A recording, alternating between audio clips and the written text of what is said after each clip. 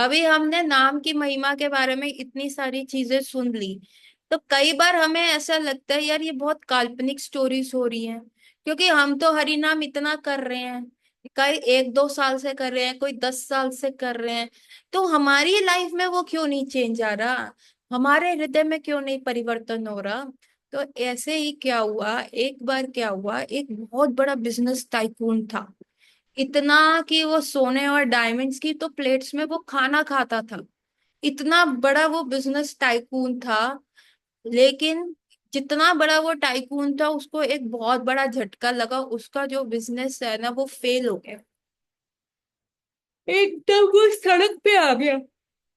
अब सब उसके ऊपर लोन्स थे, उसने सब बेचने बाचने पे लगा दिया कि अब क्या होगा कैसे होगा। तभी उसको पता चला, उसकी वाइफ ने बोला, सुनो, सुनते हो, बात सुनो।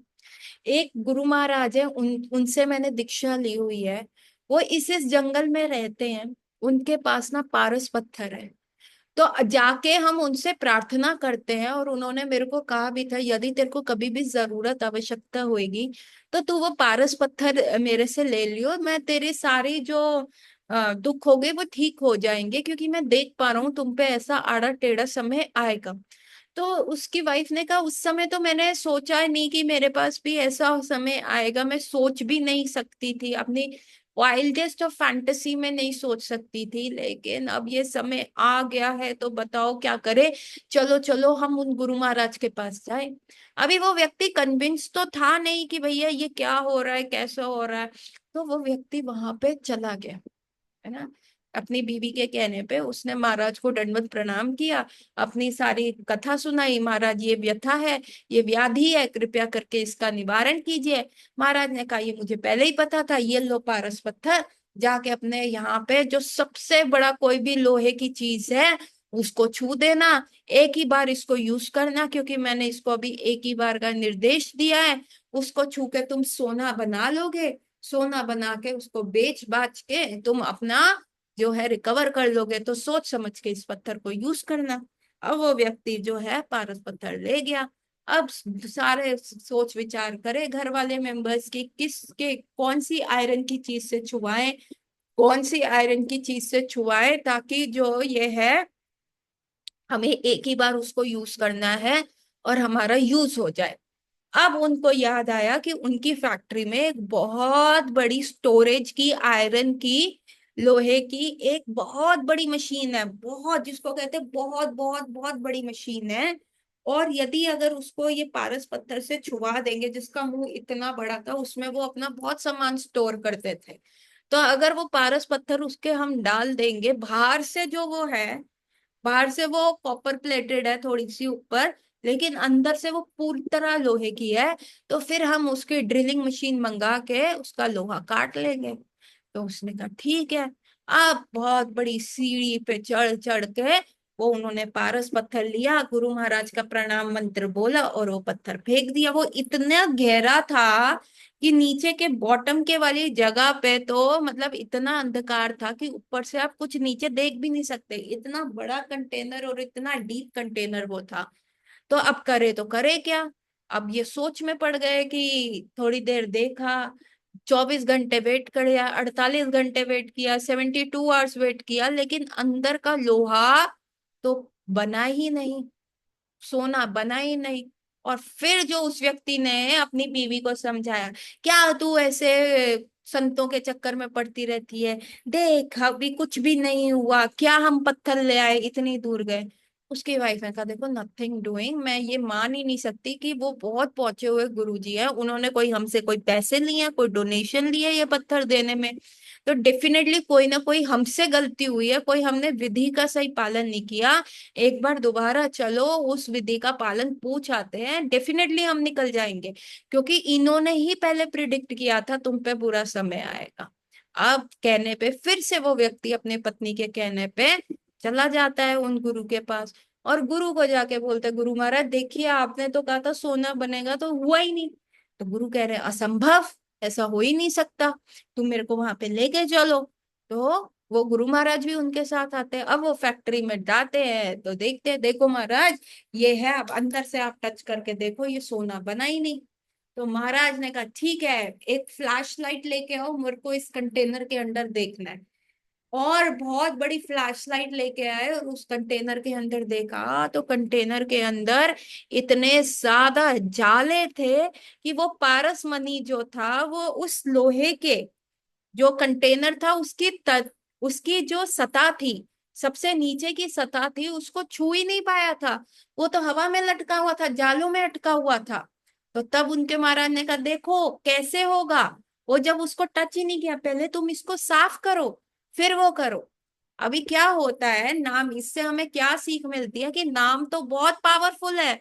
Y it is not working in our case, क्यों नहीं ये हमारे केस में काम कर रहा। तो इसके लिए सोचना चाहिए कि क्यों नहीं ये नाम हमारे केस में काम कर रहा। ये नाम तो इतना पावरफुल है क्योंकि हमारे अंदर जाले लगे हुए हैं। हम कितना घंटा, आप सोचो, आप 3 घंटे प्रगाढ़ता से कृष्णा कॉन्शियसनेस को देते हैं, है ना। आप उसमें डीटी सर्विस कर रहे हैं, आप लेक्चर सुन रहे हैं, आप प्रसादम कुक कर रहे हैं, आप अपनी हरि नाम की माला भी कर रहे हैं। चलिए जा जाके आप 6 घंटे रोज कृष्णा को दे रहे हैं, उनकी भक्ति कर रहे हैं, लेकिन बाकी के 18 घंटे तो आप माया को दे रहे हो। बाकी के तो 18 घंटे किसके पास चले गए, माया देवी के पास चले गए। तो वो 18 घंटे जो है वो 6 घंटे की आपकी कृष्णा कॉन्शियसनेस को ऐसे खराब कर देते हैं, ऐसे बर्न कर देते हैं सारी चीजें, जिसको कहते हैं अग्नि के समान उस चीज को बर्न कर देते हैं। तो ये क्या है, हमें बहुत ध्यान रखना है। हमें हरि नाम पे बहुत ज्यादा प्रगाढ़ता से विश्वास रखना है। हमें ऐसी चीजों का संग ही नहीं करना जिसकी वजह से हमारी जो बची हुई कृष्ण कॉन्शियसनेस है वो खराब हो जाए, वो बिल्कुल खत्म हो जाए। हमें ऐसी चीज पे कभी भी जाना ही नहीं है ना। क्या होता है, हम जो है संग करते हैं, भक्तों का संग करते हैं, लेकिन क्या होता है कई बार स्कूल के दोस्त मिल जाते हैं, कई बार कॉलेज के दोस्त मिल जाते हैं, कई बार ट्यूशन के दोस्त मिल जाते हैं। चल चल चल तेरे को वहां ले जाए, यार तू जाता तो है ना, एक संडे छोड़ देगा तो क्या होगा। नहीं, this is the thing we do. जब अघासुर था, अघासुर इतना बड़ा मुंह खोल के बैठा था वृंदावन में, है ना। और कृष्ण के जो फ्रेंड्स थे कृष्णा को छोड़ के कि हम जा रहे हैं, वो देख कितनी सुंदर गुफा आई है, हम उस गुफा के अंदर जो जाके खेलेंगे कूदेंगे ऐश करेंगे, तेरे को आना है तो आ। कृष्णा मना कर रहे हैं, नहीं वो गुफा नहीं है, वो एक सर्प का मुख है। लेकिन उसके दोस्त ने सुना ही नहीं, वो चले गए अघासुर के मुंह में, और अघासुर के मुंह में क्या हुआ, उनके जो है प्राण संकट में पड़ गए। सो ये माया भी क्या है, ये अघासुर है ना। ये माया में जो हम घुसते हैं ये अघासुर का मुख है। और यहाँ पे भी क्या होता है, हमारे प्राण जो है संकट में पड़ जाते हैं कि अरे क्या करें। तो जितना भी हमने कृष्ण का संग लिया होता है, कृष्णा कॉन्शियस की एक्टिविटी की होती है, वो खत्म हो जाती है। अरे हमने पारस मुनि को अपने हृदय की सतह को छूने ही नहीं दिया, वो तो यही जालों में अटका हुआ है। तो हम अपने बिजनेस लॉस से कैसे उभरेंगे। तो ये कैसे पॉसिबल होगा जब हम उस व्यक्ति, देखिए, आपको यदि शराबी बनना है तो आप उस व्यक्ति का संग करें जो शराबी है। आपको यदि पढ़ाकू बनना है, टीचर्स क्या कहती थी, बेटा तुम सबसे डल बच्चे हो, तुम ये टॉपर के साथ बैठो, तुम इसके साथ बैठो, इसके साथ सीखोगे। तो क्या था, संग संजायते कामा। तो उसी प्रकार से यदि हमें हरि नाम में टेस्ट चाहिए, यदि हमें उसका प्रॉपर एक्सटेसी फील कर दी है, तो हमें उन्हीं का संग करना पड़ेगा जिनको ऑलरेडी हरि नाम में एक्सटेसी है, जिनको ये पारस पत्थर को यूज करना कैसे आता है उनसे हमें सीखना पड़ेगा। तभी ये हरि नाम रूपी पारस पत्थर हमारे जैसे ही हृदय को छुएगा तो इसमें भगवान कृष्ण की लीलाएं स्फुरित होने लग जाएंगी, हमें अपना स्वरूप पता चलेगा। So getting my point, Hari नाम इज द स्पिरिचुअल वर्ल्ड से आती हुई भगवान कृष्ण की मुरली की ध्वनि है। और भगवान कृष्ण मुरली की ध्वनि क्यों बजाते हैं, वो इसलिए बजाते हैं कि वो अब सारी गोपियों के उनके नाम, address, Aadhaar card number, PAN card number सब उस मुरली की ध्वनि से उन गोपियों को सुनाई देता है। और वो अपना सब काम धंधा छोड़ के बंसी बट पे जाके आ जाती हैं कि आज होगा ब्रह्मा की रात्रि जितना रास डांस, है ना। परंतु भगवान हमारे नाम का भी वो कोड बोल रहे हैं, परंतु हमें सुनाई नहीं दे रहा। हमें वो यहाँ पे क्या आया, कोडिंग में आया है। वो मुरली की ध्वनि जो पंचम स्वर में सारी गोपियों को बुलाने के लिए है, वो हमारे यहाँ पे कैसे आई है? हमारे यहाँ वो ध्वनि हरि नाम के रूप में आई है। हरे कृष्ण कृष्ण कृष्ण हरे हरे, हरे राम राम राम हरे हरे, इसमें आई है। तो जब तक हम इस मंत्र को सिद्ध नहीं करते, जब तक हम इसमें इंटॉक्सिकेट नहीं हो जाते। चैतन्य महाप्रभु क्या कहते थे, अरे ईश्वरपुरी आपने कैसा मंत्र कर दे दिया है मेरे को, जपते जपते मैं पागल हो रहा हूँ, है ना। और ये मंत्र जो है मुझे नहीं छोड़ रहा, ये मंत्र मुझे नहीं छोड़ रहा, और ये मेरे को इंटॉक्सिकेट किए जा रहा है। इतने इंटॉक्सिकेट हो गए चैतन्य महाप्रभु की सच्ची माता भागती हुई गई श्रीवास के पास, देखो मेरे बेटे को किसी भूत प्रेतनी ने पकड़ लिया है, उसको बचाओ। और जब श्रीवास ठाकुर चैतन्य महाप्रभु से मिलने आते हैं तो वो कहते हैं, ऐसा ऐसा पागलपन भगवान सबको दे, मैया तुम बहुत भाग्यशाली हो, तुम्हारे पुत्र को अष्ट सात्विक विकार आ रहे हैं, उनको भगवान कृष्ण का जो है प्रेम प्राप्त हो रहा है। नाम इतना ज्यादा पावरफुल है, हरि नाम। आप हरिदास ठाकुर की कहानी देखिए, 22 मार्केट प्लेस में नवाब उसको कह रहे छोड़ दे, नाम लेना छोड़ दे, तोर को तू काफिर क्यों बन रहा है, मुसलमान है ना तो अल्लाह बोल। हरिदास कह रहे अरे ये नाम मेरी जीवा पे ऐसा चिपक गया है कि मैं क्या बताऊं, ये नाम मेरी जीवा पे ऐसे टच हो गया है कि मैं इसको छोड़ना चाहूं कॉन्शियसली भी मैं इसको नहीं छोड़ पा रहा, ये चिपका हुआ है, ये मुझे नहीं छोड़ रहा। तो नवाब ने कहा मार दो इसको, जाओ बाजारों में जाके इसको कोड़ों से मारो। तो इनको लगा हरिदास ठाकुर इतने पतले से हैं, एक मार्केट प्लेस में एक कोड़ा लेकर ही पधार जाएंगे, स्वर्ग पधार जाएंगे। लेकिन 22 मार्केट प्लेस हो गई, जो जितने भी वो क्रूअल से सिपाही आए थे जो हरिदास ठाकुर को मार रहे थे, वो थक गए, हरिदास के पास गए, हरिदास कृपया करके मृत्यु को प्राप्त हो जाओ, नहीं तो नवाब हमें मार देगा, हम थक गए हैं, हमें समझ नहीं आ रहा तुम इतने पावरफुल कैसे हो। हरिदास ने कहा अच्छा तुमको ये दिक्कत है तो लो, मैं प्राण त्याग देता हूँ अभी। और फिर जैसे ही फिर लड़ाई होने लग गई कि हरिदास को दफनाएंगे, मुसलमान कहते नहीं नहीं इसको मिट्टी नहीं प्रदान होनी चाहिए, ये काफिर है। और हिंदू कहते नहीं नहीं इसको पवित्र अग्नि पवित्र नहीं करनी चाहिए, तो मुसलमान है। तो लड़ाई हुई तो सबने क्या किया, हरिदास ठाकुर की बॉडी उठा के गंगा जी में फेंक दी, और गंगा जी का स्पर्श पाके हरिदास ठाकुर फिर से जो है सजीवित हो गए। हरिदास ठाकुर ने कहा कि हाँ मुझे मुझ में फिर से सजीवन आ गया। और जब ये लीला बहुत समय के उपरांत चैतन्य महाप्रभु के थी, चैतन्य महाप्रभु ने हरिदास ठाकुर को अपनी पीठ दिखाई, हरिदास तुम्हारा जो वो नाम था उस नाम ने तुम्हारी रक्षा करी, तुम हरि नाम ले रहे थे, देखो मेरी पीठ पे वो जल्लाद मार तुमको रहे थे, लेकिन पीठ पे मेरी पड़ रहा था। तुम्हें पता है क्यों पड़ रहा था? क्योंकि तुम्हारे में तुम जो थे हरि नाम ले रहे थे, ठाकुर जी का नाम ले रहे थे। एक और कथा आती है, एक व्यक्ति था, एक ब्राह्मण था, वो भगवत गीता पे बहुत विश्वास करता था। और उसमें भगवत गीता के उसमें एक श्लोक में लिखा हुआ था कि यदि ठाकुर जी का नाम लिया जाए तो योग महा ठाकुर जी हैं आपको सब चीजें प्रोवाइड करते हैं, जो आपके पास है उसको प्रिजर्व करते हैं, और जो आपके पास नहीं है उसका वो क्या करते हैं, आपको प्रदान करते हैं। अब वो बहुत ही ज्यादा दरिद्र ब्राह्मण था, इतना दरिद्र ब्राह्मण था कि वो कुछ भी नहीं कर पाता था। तो एक दिन उसकी पत्नी ने कहा देखो हम भूखे रह सकते हैं परंतु हमारे बच्चे भूखे नहीं रह सकते, जाओ मधुकरी करके कुछ तो ले आओ, क्या तुम बैठ के ये किताबें भगवत गीता लिखते रहते हो, तुम्हारे भगवान इतने ही दानवीर हैं, जो जिनका तुम नाम लेते रहते हो, ये नाम इतना ही पावरफुल है, तो ये हमको क्या 2 वक्त की रोटी भी नहीं दे सकता?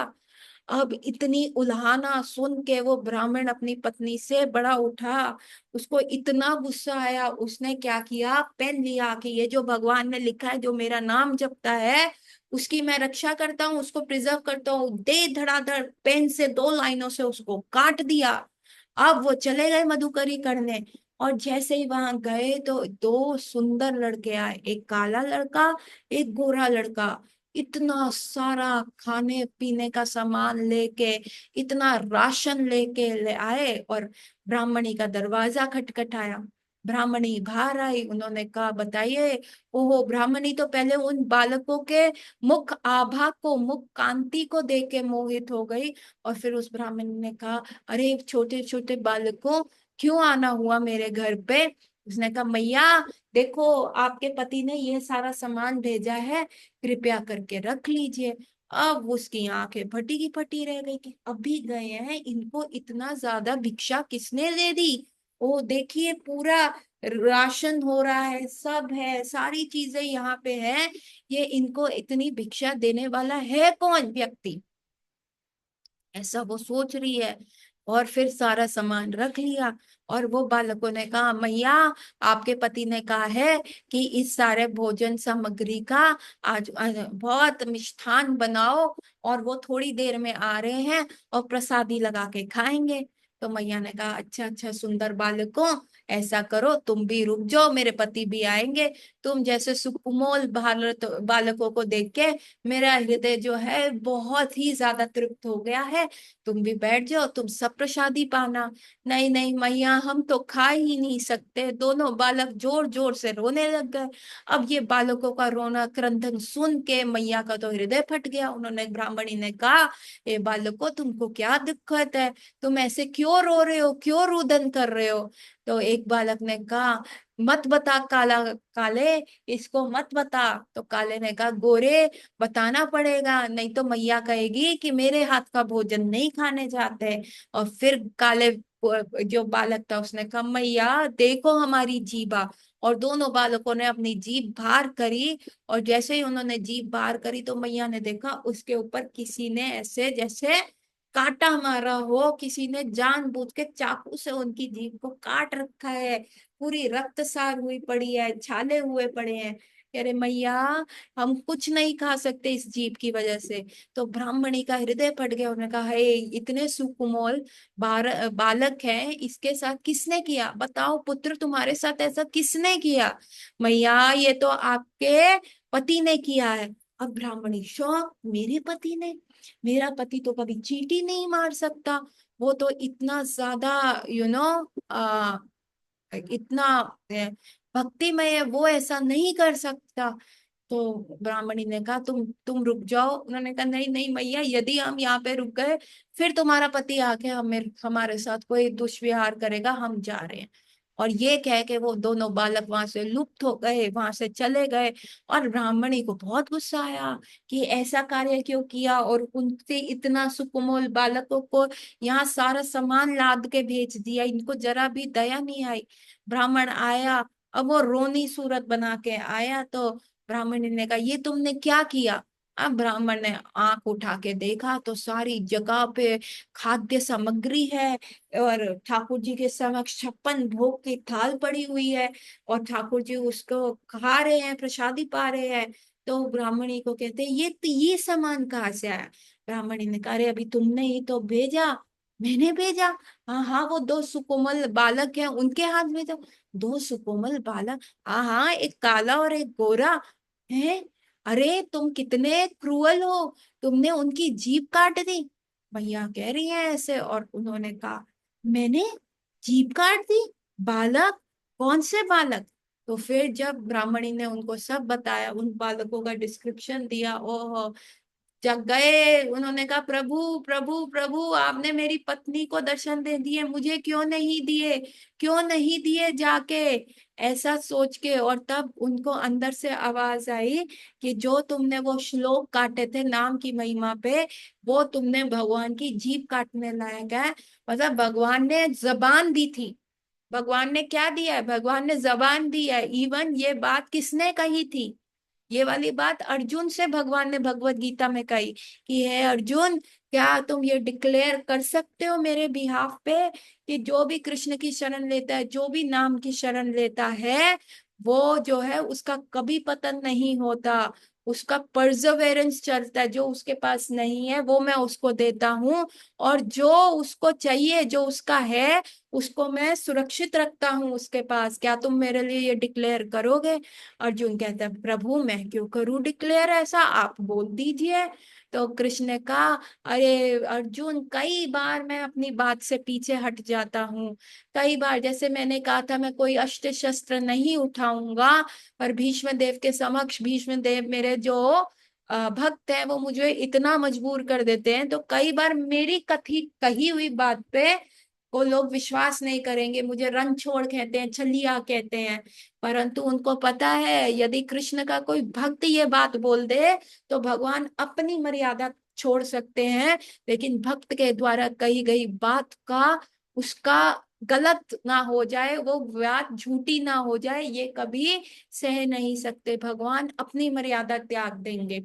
जैसे रुक्मणी के लिए रण छोड़ के जरासंध से लड़ाई कर रहे थे, रण छोड़ के भाग गए। आज तक वहां पे द्वारका में मंदिर है, रण छोड़ कृष्ण का मंदिर है।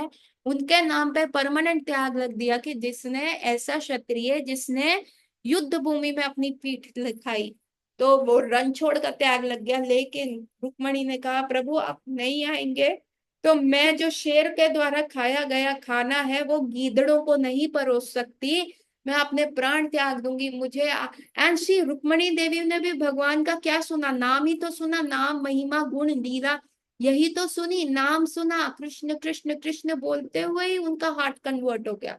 नाम इतना पावरफुल है। रुक्मणी देवी के पास कृष्ण ने व्हाट्सएप थोड़ा ना भेजा था, या कोई आइडल वर्शिप थोड़ा ना चलता था, या कोई पोस्टर्स थोड़ा ना छपे हुए थे भगवान के। रुक्मणी देवी ने भी वही नाम की महिमा, भगवान कृष्ण के नाम की महिमा सुन सुन के अपने आप को, अपने जाके आ, भगवान को बोला, और वहां भगवान भी रण छोड़ के आ गए अपने भक्त के लिए। इसीलिए उन्होंने कहा, अर्जुन तुम्हारे द्वारा कही गई बात को मैं झुटला नहीं सकता। और जब उन्होंने समझ गए कि जो ये भगवान ने भगवत गीता में लिखा है, ये बात जो मैंने उनकी काटी, भगवान ने क्या दी थी, जबान दी थी कि मैं ऐसा करूंगा, और मैंने उनकी जबान पे विश्वास ना करके मैंने उनकी जीभा को काट दिया, ऐसे कर दिया। इसलिए उन पुत्रों की थी, और वो रोने लगा, क्रंदन करने लगा। उस श्लोक को हटा के दोबारा से उन्होंने नया श्लोक लिखा। तो नाम की महिमा जो है बहुत स्ट्रांग है। नाम इतना स्ट्रांग है कि वो कन्वर्ट कर सकता है, लेकिन उस पारस मणि को आपको टच तो करने दो, उस पारस मणि को आपको छूने तो दो। ये कैसा होगा? हरि नाम, कलयुग में भी क्या कहा गया, हरि नाम हरि नाम हरि नाम एव च केवलम। सिर्फ हरि नाम और सिर्फ हरि नाम इतना पावरफुल है। सिर्फ वही है। कालो नस्ते गति अन्यथा, सिर्फ कलयुग में इसी से हमें गति मिलेगी, और कोई भी चीज से हमें गति नहीं मिलेगी। तो ये थी नाम की महिमा, ये है नाम कितना स्ट्रोंग है।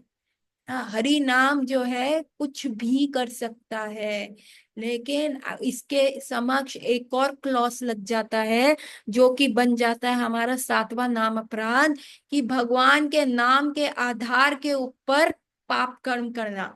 हमने सुन लिया कि हमारे पास बहुत पावरफुल चीज आ गई है, हमारे पास जो सबसे ज्यादा पावरफुल है हरि नाम है, वो कुछ भी कर सकता है। हनुमान जी को राम जी के अगेंस्ट करके जिता दिया।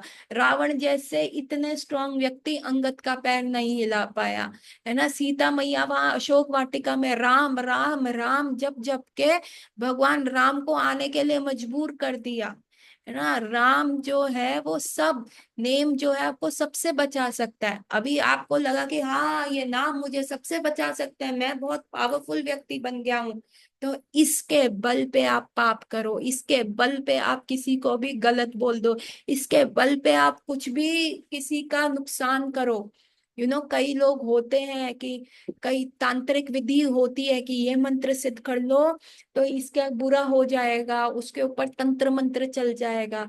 लेकिन ये भी क्या है, ये नाम अपराध की श्रेणी में आता है कि हरि नाम लोगे, हरि नाम के बल पे कि मैं देखो कितना प्रचंड पंडित बन चुका हूँ, है ना, मेरी ख्याति हो गई है, मैं तो ये सेवा करता हूँ, हरि नाम, मैं अपनी नाम माला के नाम पे तुमको श्राप देता हूँ। नहीं नहीं नहीं, प्लीज ये मत करना है, ये B R चोपड़ा के सीरियल्स में ही रहने दो, मैं श्राप दे रहा हूँ, मैं ये कर रहा हूँ, मैं वो कर रहा हूँ नाम के बल पे। ये चीजें मत करो, क्योंकि ये हमारा नाम अपराध हो जाता है और जिसकी वजह से हमारा पतन हो जाता है। हमें पता है नाम बहुत स्ट्रांग है, हमें पता है नाम बहुत पावरफुल है, हमें पता है नाम जब हमें इस भव सागर से तार सकता है, तो क्या वो हमारी कुछ भी छोटी मोटी भौतिक इच्छाएं पूर्ण नहीं कर सकता? डेफिनेटली वो कर सकता है, लेकिन उसके बल पे उसका मिस यूज करना क्या है, ब्रह्मास्त्र चलाने वाला बात है। ये क्या हो जाएगा, ये उसकी तरह हो जाएगा जैसे वो था। हाँ, द्रोणाचार्य का पुत्र का क्या नाम, अश्वगन, नहीं, क्या नाम था द्रोणाचार्य के पुत्र का? अश्वत्थामा। अश्वत्थामा। Thank you. हाँ। अश्वत्थामा, मैं अश्वगंधा सोच रही हूँ, है ना। वो जो अश्वत्थामा था उसने ऑल दो नॉलेज तो ले ली ब्रह्मास्त्र चढ़ाने की, लेकिन उसको वापस करना नहीं आया। उसने ब्रह्मास्त्र के नाम पे कहा कि मैं बहुत पावरफुल हूँ, और उसने उत्तरा, एक स्त्री के, वो भी गर्भवती स्त्री के गर्भ पे चला दिया, है ना। तो उसका क्या हाल हुआ? फाइनली अर्जुन ने वो काउंटर तो करा ब्रह्मास्त्र, पर कृष्ण ने क्या किया, इसको सजा दी। उसका जो मणि था, जो उसको ऊर्जा देता था, जो उसको यूथ देता था, जो उसको सारी चीजें देता था, कृष्णा ने वो मणि रिप आउट कर लिया और उसमें से वो जख्म बन गया और ऊज आउट कर रहा है। ऑल द अश्वत्थामा जो है चिरंजीवी है, और कल्कि अवतार में भगवान कल्कि के साथ लड़ने आएगा।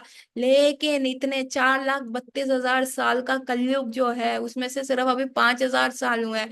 अभी भी अश्वत्थामा वो जंगलों में घूम रहा है, उसके शरीर में से बदबू आ रही है, उससे कोई, कृष्ण ने कहा था तुम ऐसे हो, तुमसे कोई बात भी नहीं करेगा, तुम्हें ह्यूमन संग भी नहीं मिलेगा पूरी पृथ्वी पे, ऐसे तुम अकेले भटकोगे। वैसा क्यों? क्योंकि उसने एक ब्रह्मास्त्र से उसका मिसयूज किया। तो जब ब्रह्मास्त्र का मिसयूज करने पे ये होता है, तो कृष्ण नाम का यदि हम मिसयूज कर लें तो हमारा पतन जो है वो होगा। सो अभी तक जितना भी मैंने बताया, अभी जतिन आपको समझ में आया? जतिन 2, आर यू कन्विंस या और बोलूं? नाम की महिमा पे please type, please type in the chat box या अनम्यूट करके बोलो।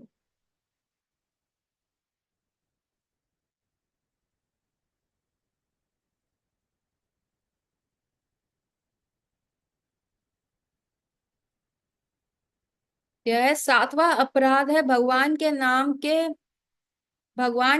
के बल पर पाप करना। ये सत्य है कि भगवान का नाम उच्चारण करने वाला पाप मुक्त हो जाता है, पर इसका अर्थ ये नहीं है कि इसी बल पर पापाचरण किया जाए, कि हम हरि नाम लेते हैं तो आपका क्या होता है कि आपका पाप, सारे पाप क्षीण हो जाते हैं, है ना। जैसे जैसे हरि नाम प्रफुल्लित, जैसे जैसे हरि नाम प्रगाढ़ होता जाता है, तो हम उतने स्ट्रांग होते रहते हैं, आपके सारे पाप नष्ट होते जा रहे हैं। अभी आप कहो कि हाँ चलो मैं पाप तो कर ही रहा हूँ, हरि नाम लेके उन पाप को कर दूंगा, ये वो वाला सिस्टम नहीं चढ़ता कि जैसे चर्च में गए, कन्फेशन किया, ओ फादर मैंने आज झूठ बोला, मैंने आज उस व्यक्ति को लूटा, और फिर थोड़ा सा डोनेशन दिया। ऐसे प्रभुपाद एक एग्जाम्पल देते थे। एक व्यक्ति था जो हर हफ्ते कुछ ना कुछ गलत कार्य करता, और संडे जाता और फादर के सामने जाके कन्फेशन करता, oh father I did a very wrong thing today, and I am very, मैं बहुत दुखी हूँ उसके लिए, मैं रिपेंट कर रहा हूँ, पर पश्चाताप कर रहा हूँ, प्लीज आप जीसस क्राइस्ट से कह के मुझे वो क्या कहते हैं, क्षमा दिलवा दीजिए। तो फादर कहते हो okay son don't do this again by the name of the father. अच्छा, आप देखिए नाम के बल पे तो एक्सोर्सिज्म होता है।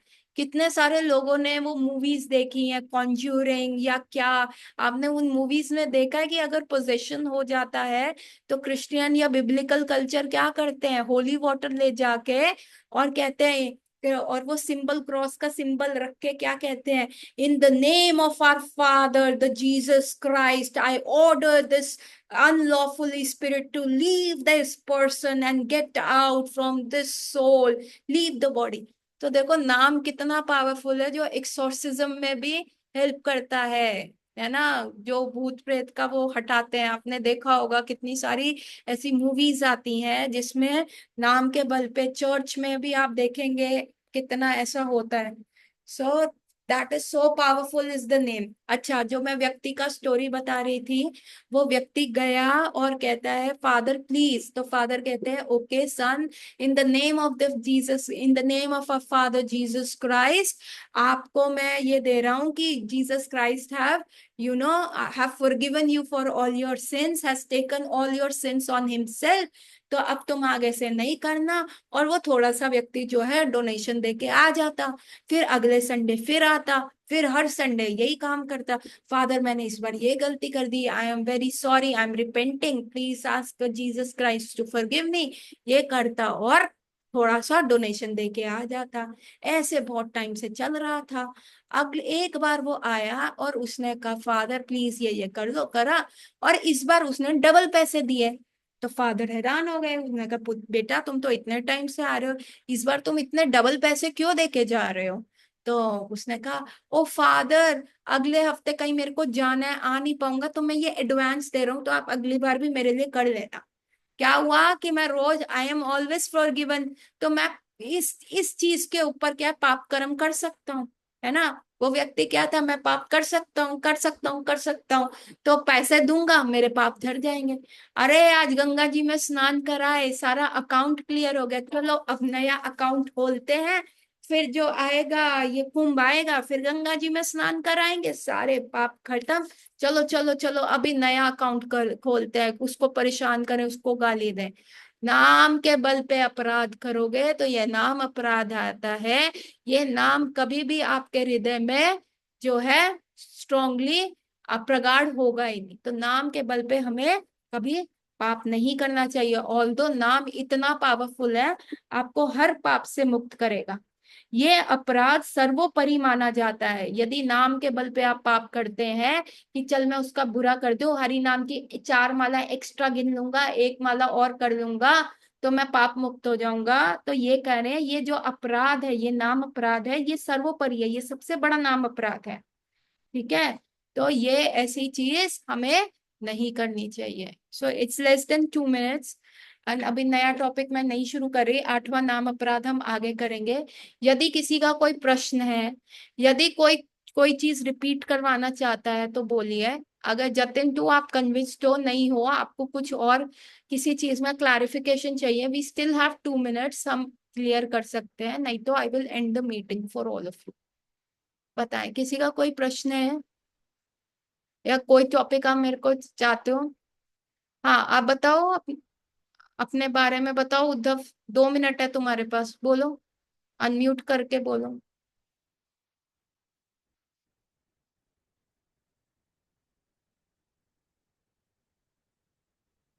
टाइप कर रहे हो क्या।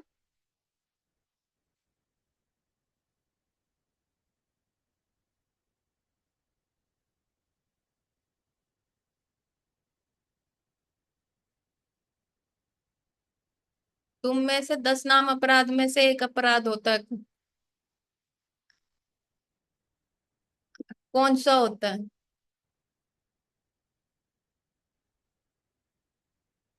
देखो ये सबसे पहले ये स्टेटमेंट ही बहुत खराब है कि हमारे को 10 नाम अपराध में से एक अपराध हो रहा है। हमसे कहीं ना कहीं सबसे 10 नाम अपराध में से 10 अपराध होते ही हैं। हम इतने पावरफुल नहीं है कि हम नाएंगे, बहुत बड़ा स्टेटमेंट है कि यू नो तो जाप करते समय सावधान नहीं, तो कोशिश करते रहेंगे तो हम होंगे कामयाब ना। हम सब से कहीं ना कहीं नाम अपराध हो रहे हैं। ये हम बार बार इसलिए पढ़ते हैं। देखिए दीक्षा के समय भी ये चीज बहुत इंपॉर्टेंट होती है। ये आपसे पूछे जाते हैं व्हाट आर द 10 नाम अपराध, है ना। दीक्षा क्या ये हमसे कुछ ना कुछ ये अपराध होते रहते हैं, इसलिए हम ये बार बार नाम अपराध पढ़ते रहते हैं, ताकि हम इसमें सुधार ला पाए, ताकि हम अपने माइंड को बार बार रिमाइंड करा सके कि ये हमें नहीं करना। Getting my point. तो हमसे हो रहे हैं, तभी हरि नाम जो है वही जो है वो पारसमणि जो है वो जालों में फंस गया। और अब वो जालों से फंसा हुआ पारसमणि हमारे हृदय को छू नहीं पा रहा। तो लेट द नेम वर्क। ठीक है, लेट द नेम वर्क। क्या होगा, आज भर्ती और कल छत्रपति नहीं होता। तो धीरे धीरे धीरे धीरे जब आप प्रयास करते रहेंगे तो हरि नाम बहुत प्रगाढ़ हो जाएगा, और वो जो है आपका शुद्धिकरण में हेल्प करेंगे। So with this take home message we will meet again on Monday. गौर रात्रि एवरीवन। किसी का कोई और प्रश्न हो तो प्लीज ग्रुप में पोस्ट करिएगा। हरे कृष्णा एवरीवन। गौर रात्रि।